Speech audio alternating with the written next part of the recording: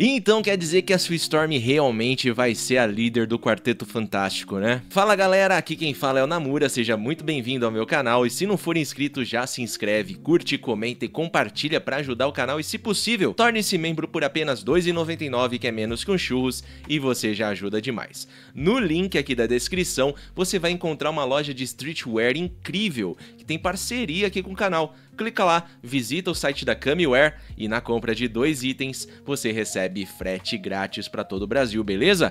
Bora pro vídeo!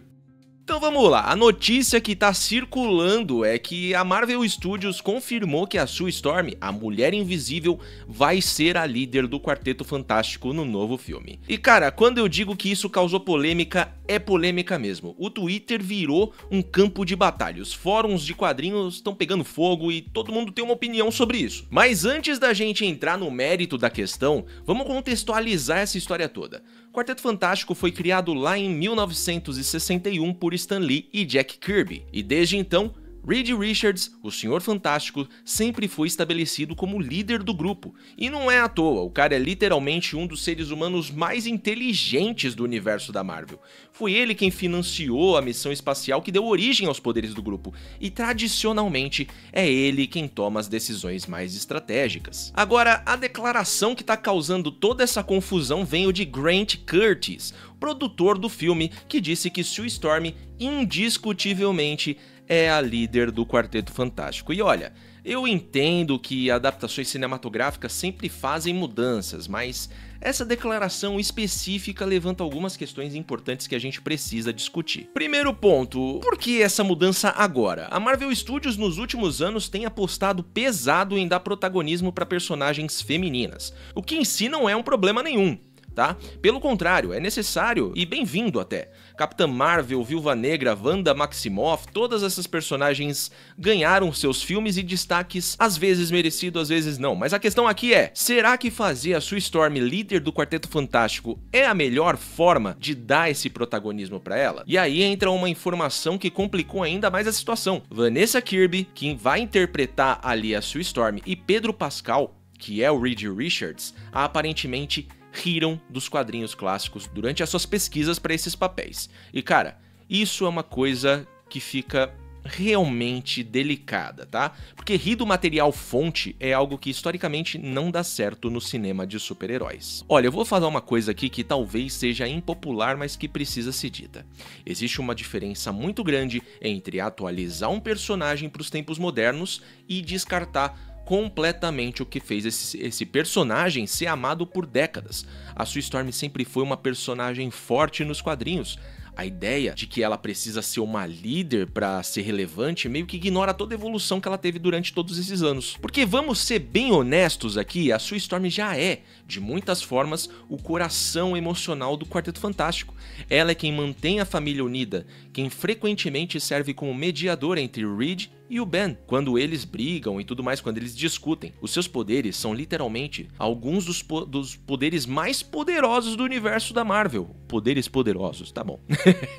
Ela não precisa ter apenas um título de líder para ser mais importante. E é aí que a gente chega no elefante na sala. A Marvel Studios tem tido alguns tropeços recentes na bilheteria. The Marvels foi um dos maiores fracassos da história do MCU. O Homem-Formiga, Quantumania, não performou como esperado e as séries como She-Hulk e Miss Marvel não conseguiram engajar o público da forma que a Disney queria. Ou seja, foi tudo ruim. Agora é importante deixar claro que eu não tô dizendo que esses fracassos foram porque os filmes foram por protagonistas femininas. Essa é uma narrativa muito simplista que não cola mais, tá? A Capitã Marvel fez mais de $1 bilhão, a Mulher Maravilha na DC fez um sucesso absoluto, Viúva Negra, mesmo com problemas ali da pandemia, lançamento e tudo mais, teve uma performance até que respeitável. O problema, na minha opinião, não é dar protagonismo pra mulher. O problema é quando você sente que as mudanças estão sendo feitas apenas para marcar uma caixinha, sem considerar se elas fazem realmente sentido narrativo. E essa é a sensação que muitos fãs estão tendo com essas mudanças nos filmes da Marvel e principalmente agora em Quarteto Fantástico. Porque vamos olhar para os sucessos recentes. Spider-Man No Way Home respeitou completamente a mitologia do Homem-Aranha. Top Gun Maverick honrou o filme original e até mesmo Deadpool funciona porque, por mais irreverente que ele seja, existe um carinho genuíno com o material fonte. E aqui entra a questão mais complexa de todas, o relacionamento entre os estúdios e os fãs. Nós, nerdolas, fãs de quadrinhos, somos as pessoas que são a base de sustentação dessas franquias. Somos nós que compramos os ingressos na primeira semana, que fazem cosplay em Comic Con, que mantém o hype vivo na rede social. Quando você ri dos quadrinhos clássicos, quando você trata o material fonte como algo que precisa ser corrigido, você está basicamente dizendo para esses fãs que o que eles amam e amaram durante décadas estava tudo errado. E cara, isso não é uma estratégia inteligente de negócios. Porque vamos pensar na matemática aqui. Olha que eu nem sou fã de matemática.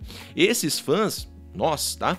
São os que garantem a abertura forte de um filme. Somos nós que transformamos um filme em um evento cultural. Quando você aliena essa base, você está essencialmente apostando que vai conseguir atrair um público completamente novo para compensar. E historicamente, isso não funciona. E olha, não é como se a Marvel não soubesse fazer personagens femininas fortes. A gente tem a Tempestade nos filmes dos X-Men, a Feiticeira Escarlate em WandaVision e até mesmo a Pepper Potts teve momentos incríveis nos filmes do Homem de Ferro. Todas essas personagens são fortes e complexas sem precisar diminuir os homens ao redor delas. A questão é que existe uma diferença entre empoderamento feminino genuíno e empoderamento feminino performático.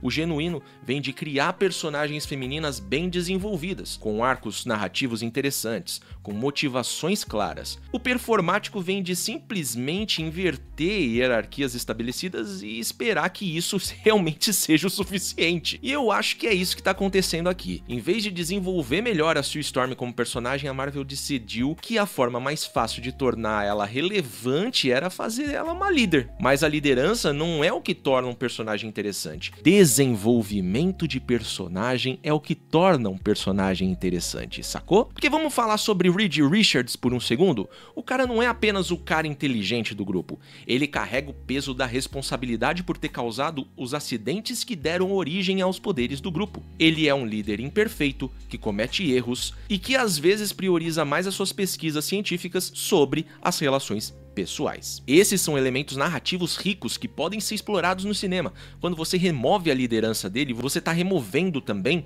a parte fundamental de quem ele é como personagem. E isso não beneficia ninguém, nem ele, nem a Sue Storm, nem a história como um todo. Sabe o que me preocupa? É que essas mudanças parecem ter sido feitas mais para gerar um buzz nas redes sociais do que para melhorar a história. E cara, buzz temporário não sustenta a franquia.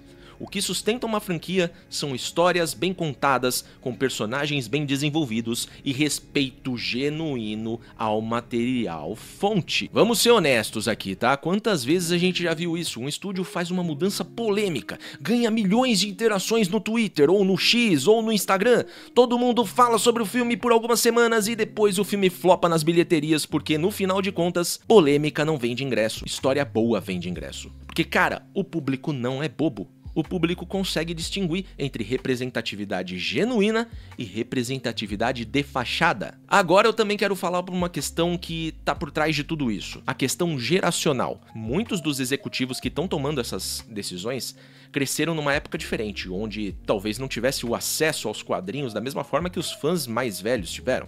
E isso pode explicar porque às vezes parece que eles não entendem completamente o apelo ao material fonte. Mas aqui tá um sério problema, tá? Se você não entende por que algo é amado, como que você pode adaptar isso corretamente? É como você tentar fazer um cover de uma música sem entender por que a música original é boa. Você pode até tecnicamente executar todas as notas corretinho, mas vai perder a alma da coisa. E no final de contas, o que torna o Quarteto Fantástico especial é a liderança do Reed. É a dinâmica familiar, é a forma como eles se apoiam mutuamente, é como eles lidam com ter seus poderes e suas vidas pessoais entrelaçados de forma tão íntima, é sobre família, aventura, descoberta científica e, acima de tudo, amor. Reed e Sue não são apenas líder e membro de equipe, eles são marido e mulher. Johnny não é apenas o cara lá que solta fogo, ele é o irmão mais velho, que às vezes é irresponsável, mas sempre tá lá quando precisam dele. Ben não é apenas aquele cara forte, ele é o melhor amigo de Reed, que sacrificou a sua aparência humana e luta diariamente com as consequências disso. Essas dinâmicas são complexas e muito interessantes. E sabe o que me deixa triste nisso tudo é que a Sue Storm já é uma personagem incrível nos quadrinhos. Ela evoluiu muito desde as primeiras aparições dela nos anos 60. Ela se tornou uma das personagens mais poderosas do universo da Marvel. Uma mãe dedicada, uma esposa forte, uma heroína formidável. E ela não precisa ser diminuída apenas por uma líder para ser relevante, sabe? E essa talvez a ironia mais triste de tudo isso. Ao tentar modernizar a Sue Storm, fazendo dela uma líder, a Marvel pode estar inadvertidamente limitando o que ela pode ser. Em vez de explorar todas as facetas interessantes da sua personalidade, eles podem simplesmente estar reduzindo ela a um único aspecto. Então, qual que é a minha opinião sobre isso tudo? Olha, eu vou dar o benefício da dúvida pra Marvel, tá? Eles já provaram que podem fazer grandes filmes de super-herói, eles têm talento, eles têm recursos, eles têm os personagens, mas eu também espero que eles estejam ouvindo os fãs. E a verdade é que os fãs querem que esses filmes sejam bons. Eu quero que esse filme seja bom, de verdade. Ninguém torce contra, todo mundo quer ver o Quarteto Fantástico finalmente brilhar no cinema.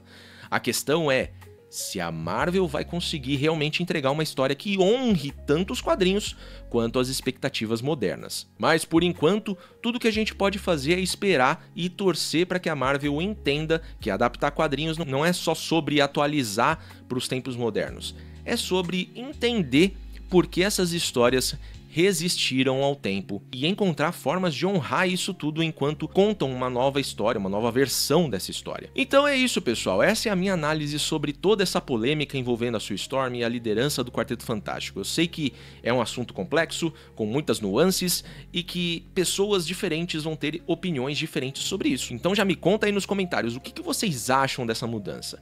Vocês estão animados para ver a Sue Storm como líder ou preferem que mantivessem a estrutura clássica? E mais importante, o que vocês esperam desse filme do Quarteto Fantástico? Se não for inscrito, já se inscreve aqui no canal, curte, compartilha para ajudar e torne-se membro por apenas R$ 2,99, que é menos que um churros, e você já me ajuda demais. No link da descrição você vai encontrar uma loja de streetwear incrível que tem parceria aqui com o canal. Clica lá, visita o site da Kamiwear e na compra de 2 itens você tem frete grátis, beleza? Inclusive, ó, essa camiseta aqui, ó, Namura, camiseta exclusiva da Kamiwear, viu? Qualidade, ó, top.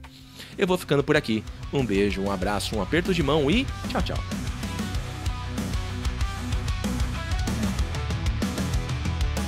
Luzes acesas, microfones no talo, a verdade cuspida direto do crânio, sem filtro, sem pose, sem censura. A tropa chegou pra abrir a estrutura.